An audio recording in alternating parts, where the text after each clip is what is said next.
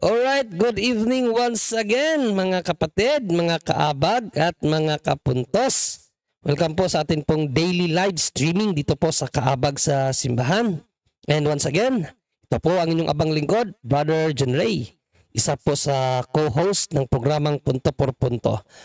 At mayroon din po tayong daily program dito sa atin pong channel, no? Ang Kaabag sa Simbahan. So, sa gabi pong ito ay atin pong bigyan bigyang kasagutan ang tuligsa ni Eliseo Soriano, mga kapatid, patungkol sa pag-aantanda natin ng krus, no? Dahil ika niya sabi daw sa ating basahin ang krus daw ay panlaban sa demonyo. Kung panlaban daw sa demonyo yung cross, bakit daw natin ginagawa ang pagsasign of the cross sa harap ng altar? Ilan bang demonyo ang nandyan sa altar? Sa harap ng ribulto ni Inang Biring Maria daw. Demonyo pala daw si Inang Biring Maria.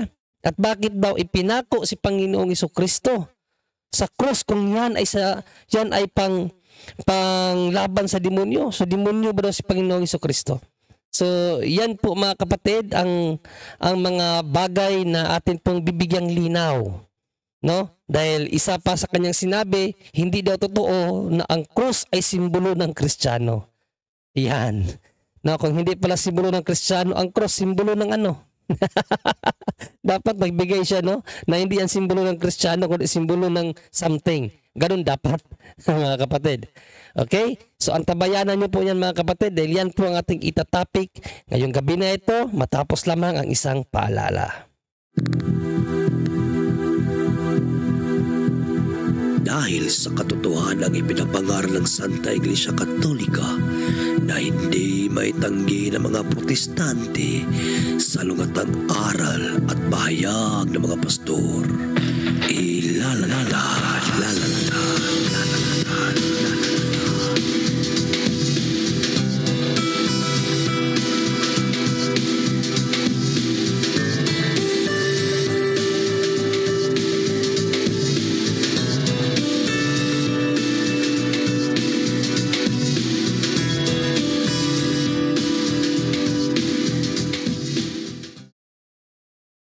back sa simbahan.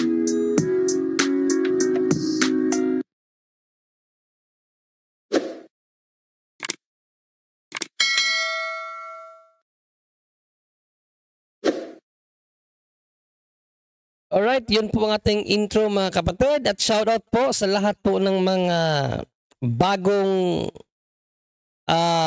dalaw sa atin pong live streaming. Shoutout po sa inyong lahat at naway magustuhan nyo po ang atin pong ginagawang pag-aaral dito sa salita ng Diyos at sa katuruan ng simbahan. And please po, mga kapatid, don't forget to like and share our live streaming. At sa mga bago pa dito sa ating channel, don't forget to hit the subscribe button, mga kapatid, at ang notification bell para palagi po kayong ma-update every time po tayo ay magla-live at mag-upload ng video. Maraming salamat, mga kapatid, at naway marami kayong matutunan sa ating topic ngayong gabi na ito. As I said, sasagutin natin si Eliseo Soriano sa kanyang tuligsa patungkol sa pag-aantanda ng krus, mga kapatid. So pakinggan muna natin si Eliseo Soriano. Ngayon, ang sabi naman ng Iglesia Katolika, ganito raw yung krus. Hindi ako may sabi nito Iglesia Katolika. Doon sa kanilang discourses on the Apostles' Creed, they have this to say. Brother Daniel, please read the highlighted portion of that page on the Apostles' Creed. Discourses on the Apostles' Creed by Reverend Clement Crocker, page 17. And Saint Teresa states that Satan had no power over the cross, nor over any object over which the sign of the cross has been traced. It is the Christian's strongest and most powerful weapon against Satan. Yan daw ang sabi ni Santa Teresa. Hindi ko naman alam kung sinong Teresa yan. Wala naman sa Biblia rin yan, Teresa na yan. Sa dami ng santo't santa ng mga Katoliko, kung sino-sino na yan, kasama dyan si Teresa raw. Di umano, sabi raw ni Santa Teresa, Satan had no power over the cross, nor over any object over which the sign of the cross has been traced. It is the Christian's strongest and most powerful weapon against Satan. Sabi ng pare, yun daw ang pinakamalakas na panlaban kay Satanas, yung krus.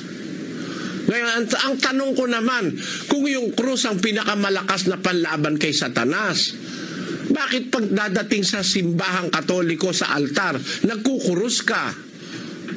Ilan ba ang Satanas doon? Bakit pag dumaan ka, nagsasakyan ka, tatapat sa simbahan, bakit ka nagkukrus?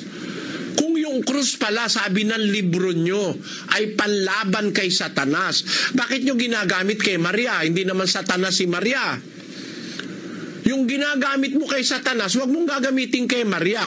Yung palang krus panlaban kay Satanas. Pagtapos na pag natapat ka sa altar at natapat ka kay Maria, magkukurus ka.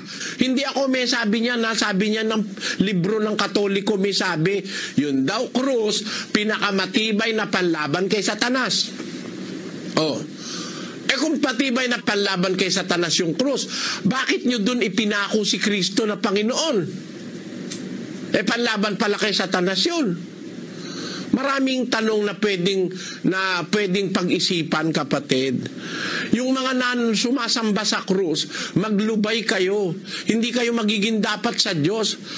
Kapipilit nyo ng kapipilit sa krus. Parang ganito.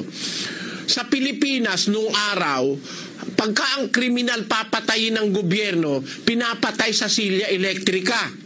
Kung nagkataon ba na si Kristo sa Pilipinas pinatay, inupo sa silya elektrika, sasambahin mo ba ngayon yung silya elektrika? Napakalaking bobo ka naman. Pagluluhod ka sa silya elektrika dahil dito pinatay si Kristo sa silya elektrika, kaya ilagay natin ito sa altar. Yung krus ng Romano, doon pinatay si Kristo ng Imperyo Romano. Right, so yan mga kapatid, narinig nyo naman, no? Yung mga atake ni Soriano about sa atin pong pag-aantandaan ng krus, no? Kasi nga, hindi niya nauunawaan, no, ang hiwaga ng ating pananampalataya, mga kapatid. By the way, pananagutan niya yun sa Diyos, no? At ang trabaho na lang natin is paliwanag sa mga walang alam kung ano ang aral ng simbahan about dito, no? At paano ba natin sagutin yung mga tanong ni Eliseo Soriano? Dahil ayon daw sa ating aklat na Discourses on the Apostles' Creed na isinulat ng isang pare, no? At kinote ng isang pare ang pahayag ni Saint Therese na Satan has no power against the sign of the cross. At sabi ni Eliseo Soriano, itong Santa Teresa daw na ito ay wala sa Biblia. So parang hindi daw dapat paniwalaan, no? Si Saint Therese kasi wala naman siya sa Bible Kaya hindi siya dapat paniwalaan. At ang kanyang mensahe about sa krus na panlaban daw kay Satanas. Kung ang argumento ni Soriano ang susundin natin, mga kapatid, na hindi dapat paniwalaan si Saint Therese kasi wala sa Bible, si Soriano ba ay nasa Biblia? Mayroong Eliseo sa Bible, mga kapatid, pero hindi Eliseo Soriano. Ang Eliseo na naitala sa Biblia, pare. Hindi naman pare si Soriano Sulpot siya Di ba? Kaya kung susundan natin ang kanyang logical thinking, not logical, illogical thinking, susundan natin na hindi dapat paniwalaan ang isang tao na hindi naman nakasulat sa Biblia. So, ano ang silbi mo, Soriano, Di ba? Kung hindi ka rin dapat paniwalaan ng miyembro mo. Kasi wala ka naman sa Bible eh. Pero mali ba mga kapatid ang sinabi ng ating banal na santo na si Saint Therese na the sign of the cross is a great or strong things that can overcome Satan? Mali ba? Yung sinabi ni Saint Therese that Satan has no power against the cross. Mali ba yan?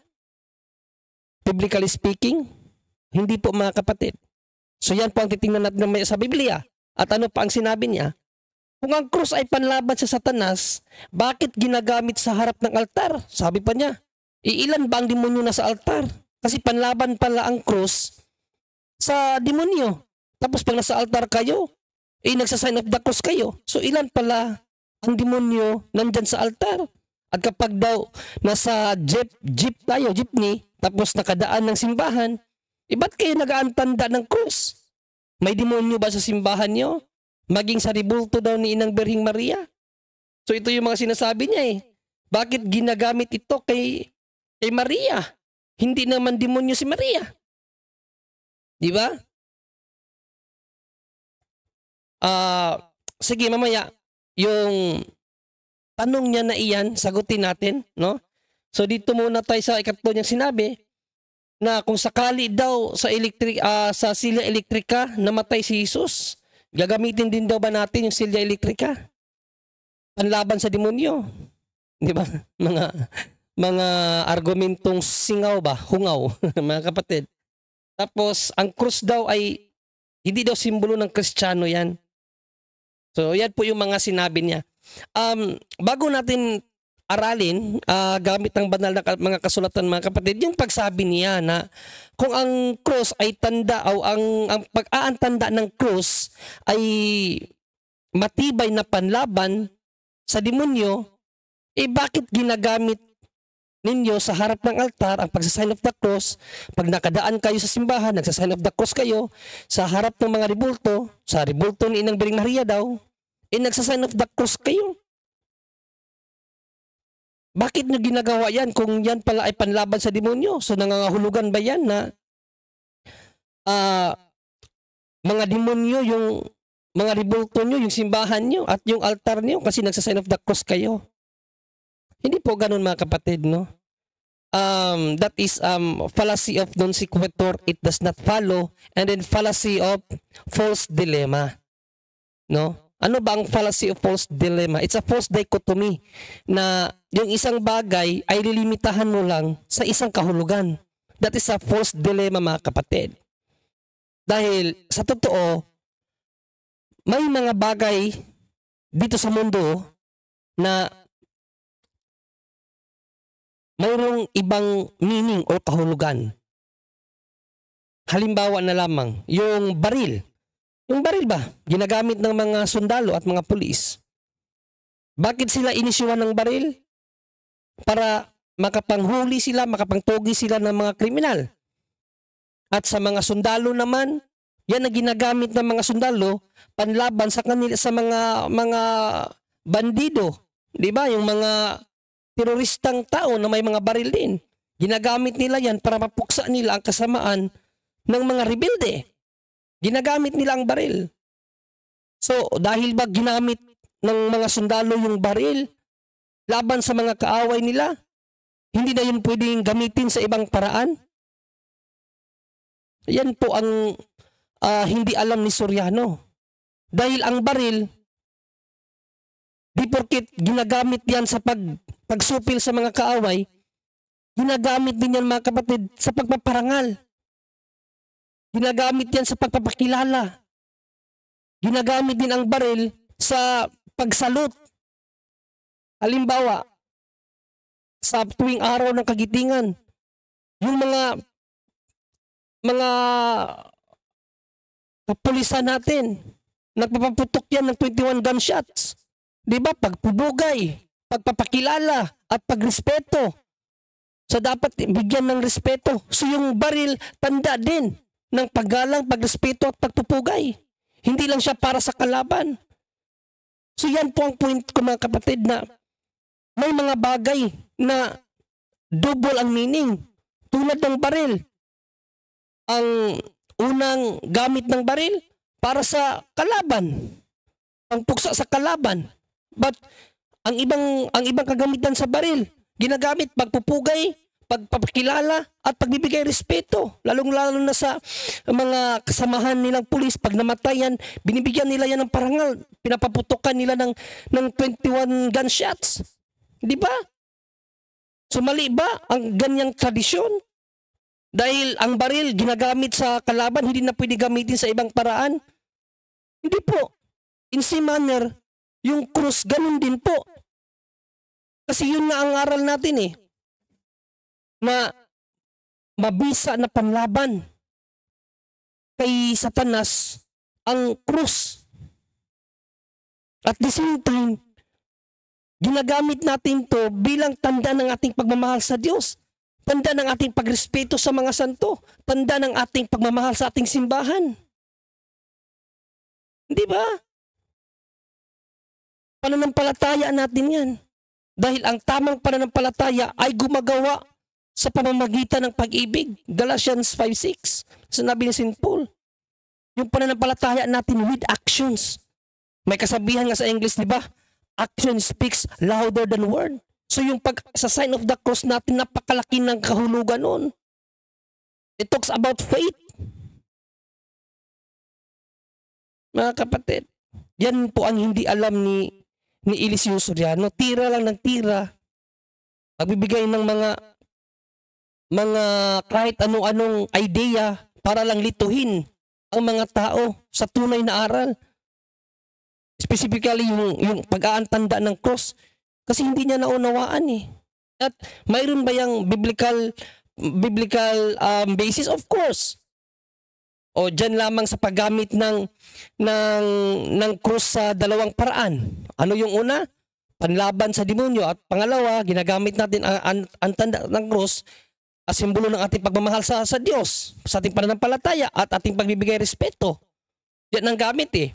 Sa Bible ba mayroon bang mga revelation na ang isang bagay ginamit sa dalawang kahulugan? Yes. Yung ahas lang, 'di ba?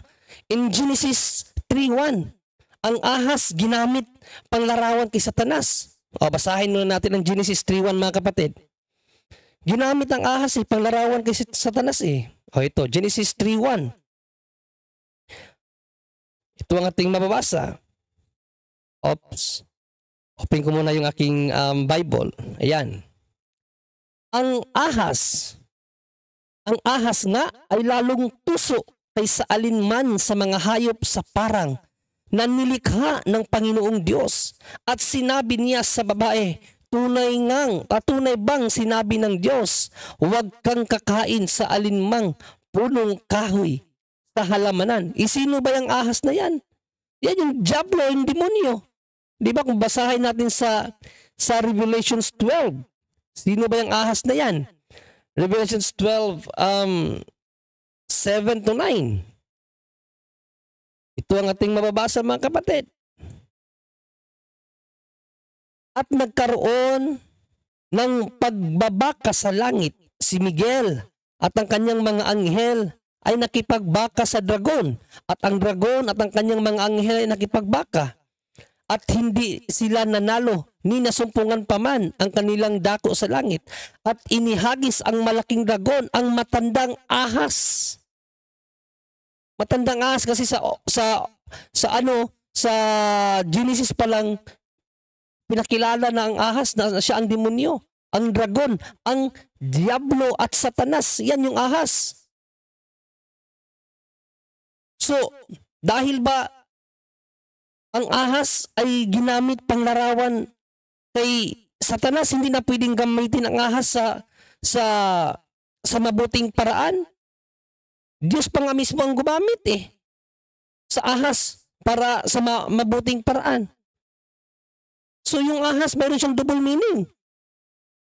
Ginamit siya panglarawan sa Satanas, pero ano ang isa sa gamit ng ahas? O basahin natin ang Numbers 21 mga kapatid. Numbers 21, 1 to 9. Ano ang naging kagamitan ng ahas? No?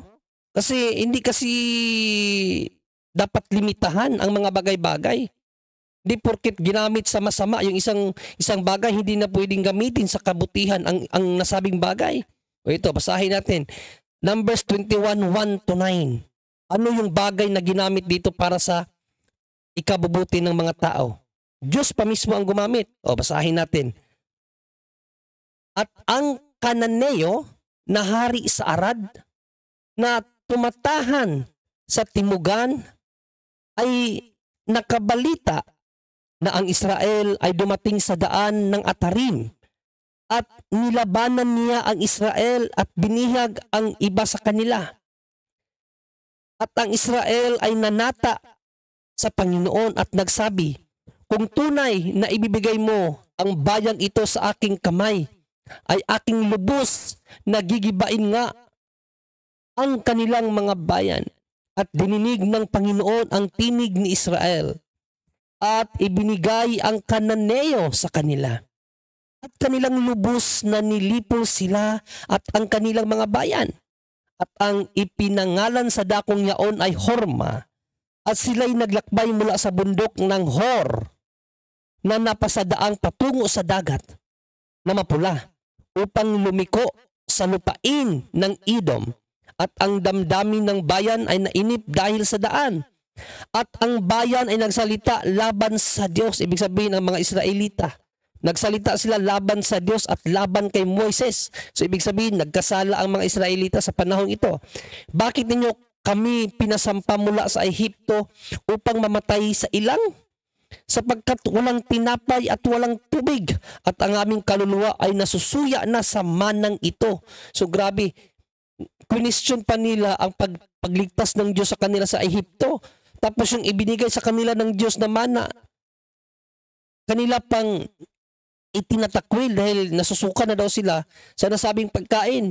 Natanong nangyari sa 6, at ang Panginoon ay nagsugo ng mababangis na ahas sa gitna ng bayan at kanilang kinagat ang bayan at maraming tao sa Israel ay namatay. So dahil sa kasalanan ginawa ng Israelita, nagpadala ang Diyos ng mga ahas para kagatin ng mga Israelita para mamatay dahil sa pagkakasala nila. Tapos anong sumunod nangyari? At ang bayan ay naparoon kay Moises at nagsabi, kami ay nagkasala sapagkat kami ay nagsalita laban sa Panginoon at laban sa iyo. Idalangin mo sa Panginoon na kanyang alisin sa amin ang mga ahas at idalangin ni Moises at dinalangin ni Moises ang bayan. At sinabi ng Panginoon kay Moises, gumawa ka ng isang mabagsik na ahas at ipatong mo sa isang tinik. At mangyayari na bawat taong makagat ay mabubuhay pag tumingin doon. At si Moises ay gumawa ng isang ahas na tanso at ipinatong sa isang tikin. At nangyari na pag may nakagat ng ahas ay mabubuhay pagtingin sa ahas na tanso. Kita niyo mga kapatid? Ahas ang ginamit ng Diyos para masupil ang pagkakasala ng mga Israelita. Ahas din ang kanyang ginamit para gumaling ang mga Israelita. Di ba? Ano ang inutos niya kay Moises? Gumawa ka ng tansong ahas, ilagay mo sa tukon. At ang bawat makagat ng ahas kapag tumingin sa tansong ahas na yan ay gagaling. So may mga bagay na ginamit sa kasamaan pero naging kagamitan sa kabutihan. At alam niyo ba mga kapatid na ang ano na iyan, ang pangyayari na yan ay pumapatungkol kay Panginoong Hesukristo. Sa Juan 3:14, ni-reveal yan ni Panginoong Hesukristo na kung paanong itinaas ni Moises ang ahas na tanso, ganun din siyang itataas. Ibig sabihin, ilalagay din siya sa krus. Ito ating mababasa sa Juan 13:14 mga kapatid. Hanggang 15. Ito ating mababasa. At kung paanong itinaas ni Moises sa ilang ang ahas, ay gayon din kinakailangang itaas ang anak ng tao. Ibig sabihin, ilalagay siya sa krus. Upang ang sino mang sumampalataya ay magkaroon sa kanya ng buhay na walang hanggan. Ang sino daw magkaroon ng sampalataya sa ating Panginoong Jesucristo na itinaas katulad ng ahas na tanso sa ilang ay magkakaroon ng buhay na walang hanggan. Alam niyo bang pumapatungkol sa krusipiyo yan? Alam niyo ba mga kapatid? Pumapatungkol po yan sa krusipiyo. Kasi nagpipicture out yung panahon ni Moises sa panahon ni Panginoong Jesucristo. Na katulad ng ahas na itinaas ni Moises sa ilang para gumaling ang mga tao, mabuhay ang mga tao na nakagat ng ahas, ganun din ang titingin sa anak ng tao, si Panginoong Jesucristo, na itinulad sa ahas na nakapako sa krus. Ang tumingin, ibig sabihin ang manampalataya sa krus na iyan, ay bibigyan niya ng buhay na walang hanggan. Hindi alam ni Soriano yun, mga kapatid. Wala siyang alam doon. So at least nakita niyo mga kapatid, biblically speaking, may mga bagay na although ginamit sa kasamaan, ginamit din ito para sa kabutihan. Ang isa sa sinabi ni Soriano kanina, kung ang cross ay mabisang panlaban sa demonyo, bakit niyo dyan ipinako si Kristo? Ibig sabihin, hindi niya pala talaga nauunawaan ng banal na kasulatan. Dapat kasi aralin ang context lalong-lalo na ang history ng nasabing panahon. Bakit ba ipinapako sa krus ang mga tao noong unang panahon? Dahil sa panahon nila, ang mga tao, mga kapatid, na nagkakasala, ay ipinapako sa krus dahil yun ay parang kanilang hatol. Sumpa kasi yan. Sumpa sa mga kasalanan ng mga tao noon yan. Ang krus, kaya nga ang krus ay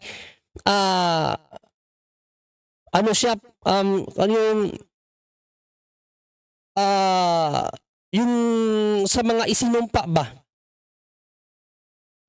Yan ang krus. Kung sa atin nga, sabi nga ni sa atin, yung mga kriminal isinisilya elektrika. O yan sa atin. Sa panahon nila, sa Old Testament, ang mga nagkakasala, ipinapako sa krus. Kasi sumpa nga yan, ang krus, sumpa yan sa mga taong makasalanan. Ano ba ang sinabi sa Biblia? Bakit nakapako si Kristo sa krus? Hindi kasi inaaral ng maigi. Basahin natin ang pahayag na Apostol na Pablo, mga kapatid, sa Galatia 3:13 at 14. Ano ba ang reason bakit si Panginoong Jesucristo ang ipinako sa krus? O ito ang sinabi ni Apostol na Pablo. Tinubos tayo ni Kristo mula sa sumpa ng kautusan. Ibig sabihin, instead na ang mga tao ang ipako sa krus, siya ang gumawa niyan. Ulitin natin, tinubos tayo ni Kristo mula sa sumpa ng kautusan nang siya ay isinumpa para sa atin. Instead na tayo ang isumpa, tayo ang ipako sa krus, kinuha ni Panginoong Jesucristo yan. Sapagkat nasusulat, isinumpa ang bawat binibitay sa punong kahoy. Ibig sabihin nito punong kahoy, yung ipapako sa krus. So bawat tao na nagkakasala, sinusumpa yan at yan ang nagiging kahatol sa kanila. Ipinapako sa krus. Bakit anong reason? Sa 14, ginawa ito ni Kristo upang ang mga pagpapalang ipinangako ng Diyos kay Abraham ay makamtan din ng mga hintil. So yun ang reason pala. May malalim na dahilan kung bakit nagpapako ang Panginoong Jesucristo sa krus. Para yung pangako kay Abraham masali ang mga hintil. Yun ang the reason behind. Mga kapatid, so ginamit ng Diyos ang krus na pagpakuan ng ating Panginoong Jesucristo para sa kabutihan. No? Sabi dito, ginawa ito ni Kristo upang ang mga pagpapalang ipinangako ng Diyos kay Abraham ay makamtan din ng mga hintil sa pamamagitan ni Kristo Jesus at sa pamamagitan ng pananalig ay matanggap natin ang espiritong ipinangako sa Diyos, ng Diyos. So, may kaakibat pala to na pangakong espiritu ng Diyos. Kapag manampalataya tayo dito, may kaakibat na pangakong espiritu ng Diyos na makamtan din natin, matanggap natin. So, yan po mga kapatid, ang deep meaning kung bakit ipinako ang ating Panginoong Jesucristo sa krus. Hindi dahil sa ginusto natin, kundi ginusto ng Diyos. Kasi yan ang ginamit niyang kasangkapan. Diba? Kasi parang ganito ba? Cross ang ginamit ng kasangkapan ng mga demonyo para ipahiyain ang mga taong nagkasala. Kasi ang demonyo kasi bully yan Talagang ipapahiya ka ng ipapahiya ng demonyo. Ngayon, ginamit yun ng Panginoong Jesucristo ng Diyos para mawala yung masamang meaning ng krus, kasi dati nga yun ay mga isinusumpa, yung ipinapako sa krus. Pero nung si Panginoong Jesucristo nang napako, na iba na ang meaning nun, mga kapatid. Hindi na para sa mga kasumpa-sumpa. Ano na ang naging meaning ng krus nun? O basahin natin sa Kolosas 1 Corinto 1:18. Ano ang naging meaning ng krus? Buhat ng pinako ang ating Panginoong Jesucristo sa krus. O basahin natin ang 1 Corinto 1:18, mga kapatid. Ang mensahe tungkol sa pagkamatay ni Kristo sa krus ay kahangalan para sa mga taong napapahamak.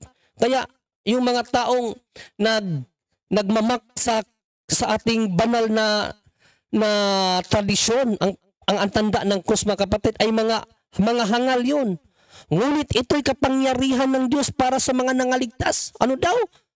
Buhat ng si Kristo ay ipako sa krus. Naging ano ito? Naging kapangyarihan ng Diyos para sa mga naligtas. Kaya ang dating krus na simbolo ng kasamaan, simbolo ng kasumpa-sumpa, naging kapangyarihan ng Diyos. Kaya nga sabi doon sa binasa niya na Discourses of the Apostles' Creed, sinabi ni Saint Therese na Satan has no power against the Holy Cross, against the sign of the cross. Bakit? Naging kapangyarihan na ng Diyos ang krus. Kaya nga ginagamit natin yan. Bakit natin ginagamit yung sign of the cross? Kasi kapangyarihan ng Diyos. Kapangyarihan ng Diyos yan. At yung kapangyarihan ng Diyos, hindi ba yan yung panlaban ng Diyos na ibinigay sa atin para kay Satanas? O basahin natin. Ephesians 6:10 hanggang 17, mga kapatid. Gaano kaimportansya ang kapangyarihan ng Diyos sa pamamagitan ng krus? O ito, mga kapatid. Ephesians 6:10 to 17. Bilang pagwawakas, magpakatibay kayo sa kalakasang galing sa Panginoon at sa kanyang dakilang kapangyarihan. Alin daw?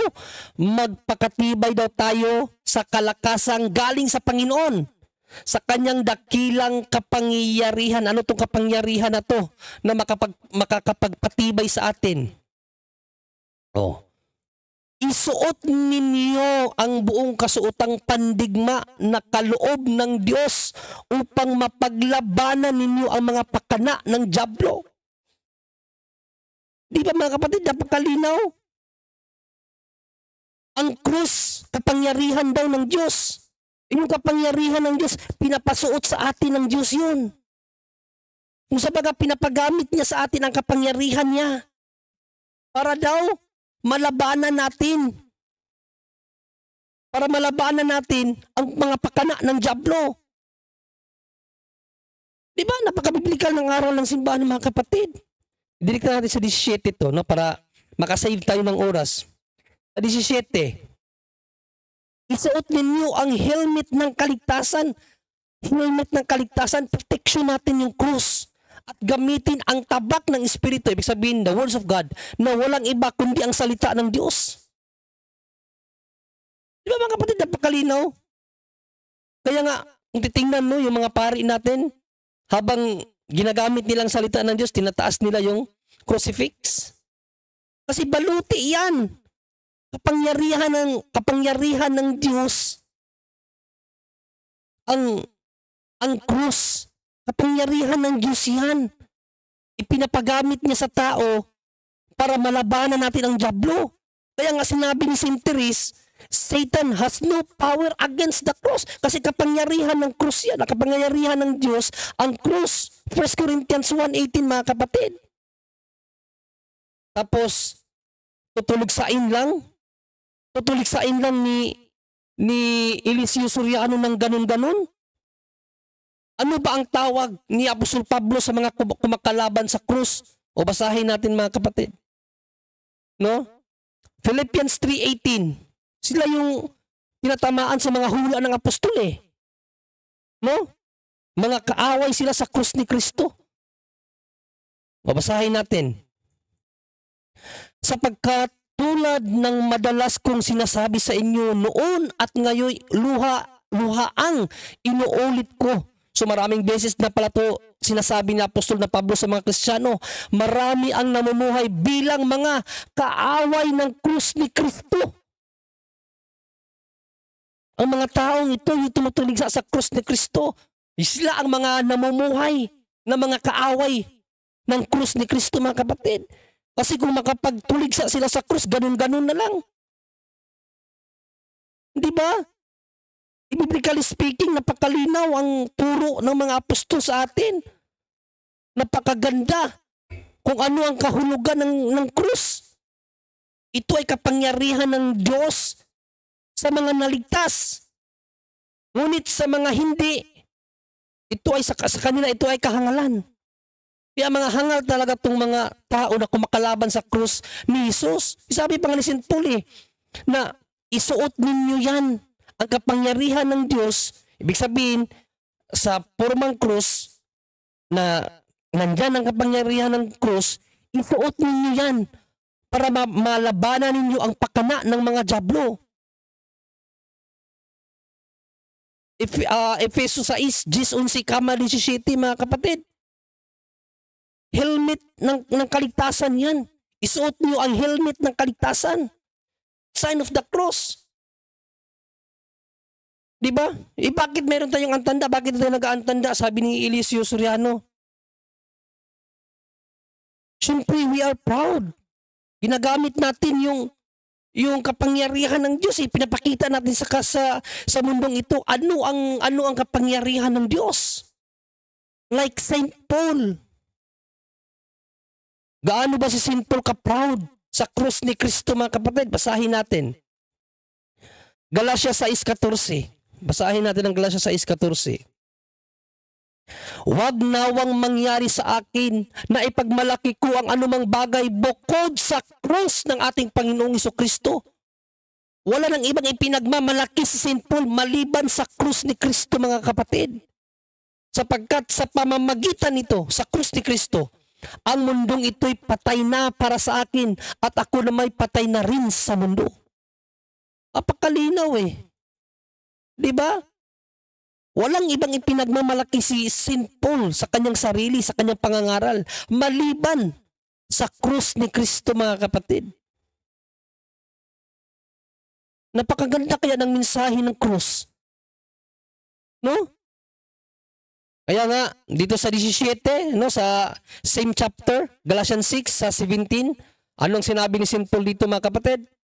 Buhat ngayon, sino man ay huwag bumagabag sa akin, sapagkat dala kong nakalimbag sa aking katawan ang mga tanda ni Jesus. Ano daw? Nakalimbag sa aking katawan ang mga tanda ni Jesus. Nakalimbag daw sa katawan ni Apostol Paul, mga kapatid, ang tanda ni Jesus. Ano ba yung tanda ni Jesus? Mga piklat ng kaniyang mga pagkapako sa krus. Kasi bakit dito siya may sugat sa kanyang kuruna? Diba? Sa puso, siyempre yung puso ng Diyos nasugatan.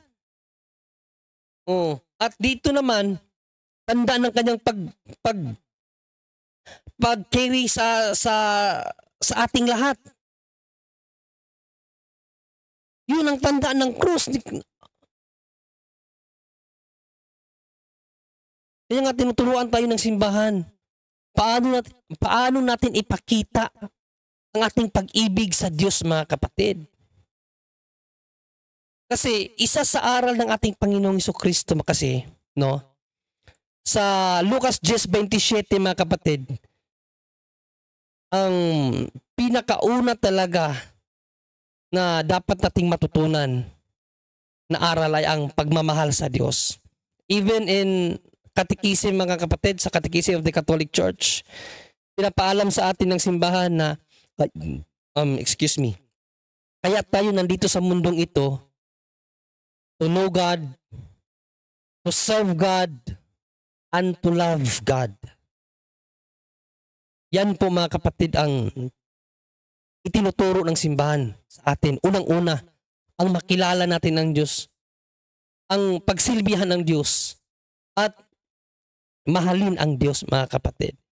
So sa Ebanghelyo ni San Lucas, mga kapatid, ito po ang ipinahayag ni Panginoong Jesucristo. At pagsagot niya ay sinabi, ibigin mo ang Panginoon mong Diyos. Ano daw? Ibigin ang Panginoong Diyos ng buong puso, buong kaluluwa, at buong lakas mo, at buong pag-iisip, at ang iyong kapwa na gaya ng iyong sarili. Tandaan niyo itong mga pananalita na ito galing sa ating Panginoon. Paano daw natin iibigin ang Panginoon? Buong puso, buong kaluluwa mo, buong lakas mo, at buong pag-iisip. Tandaan niyo yan palagi mga kapatid. Itong pananalita na ito, no? Ibigin ang Diyos ng buong, hindi kalahati, hindi 3/4, hindi 1/4. Buong puso, buong kaluluwa, buong lakas, at buong pag-iisip. Ganyan daw natin ibigin ang Diyos, buong buo. Hindi kalahati, hindi 3/4, hindi 1/4, kundi buo. Ano daw? Buong puso, buong lakas, at buong pag-iisip. Ganyan natin ipakita ang pagmamahal natin sa Diyos. Paano natin ipapakita ang pagmamahal sa Diyos? Pwede ba natin yung ipakita through our actions? Of course. Di ba sabi ko nga kaganina, action speaks louder than word. Bakit? Ang sabi ni St. Paul in 5:6 ng Galatians, mga kapatid, ano ang sinabi ni St. Paul? Sa mga nakipag-isa na kay Kristo Jesus, hindi na mahalaga kung ang isang tao ay tuli o hindi. Ang mahalagay ang pananampalatayang gumagawa sa pamamagitan ng pag-ibig. Yan na po ang pinakamahalaga sa panahon natin ngayon. Ang pananampalataya na gumagawa sa pamamagitan ng pag-ibig. Kaya yung pananampalataya natin, ipinapakita natin sa ating gawa.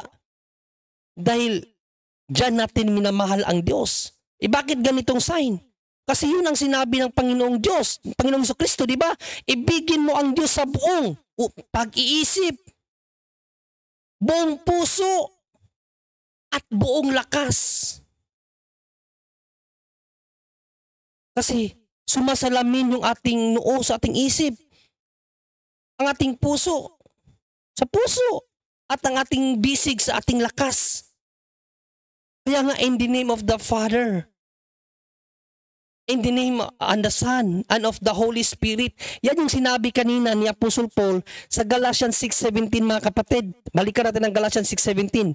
Buhat ngayon, sino man ay huwag bumagabag sa akin, sapagkat dala kong nakalimbag sa aking katawan ang mga tanda ni Jesus. Tanda, may tanda talaga, mga kapatid.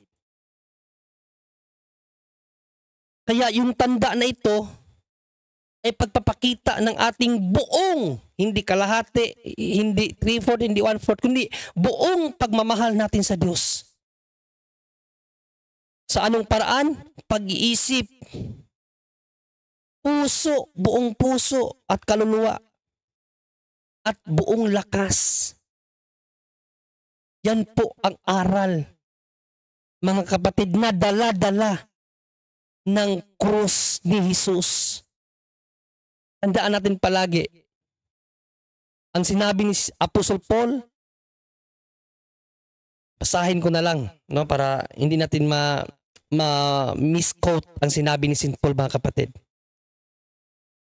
Ang mensahe tungkol sa pagkamatay ni Kristo sa krus ay kahangalan para sa mga taong napapahamak. So sa mga taong walang pananampalataya sa krus ni Jesus, ito ay kahangalan sa kanila at nakakapahamak sa kanila to sa hindi pananampalataya.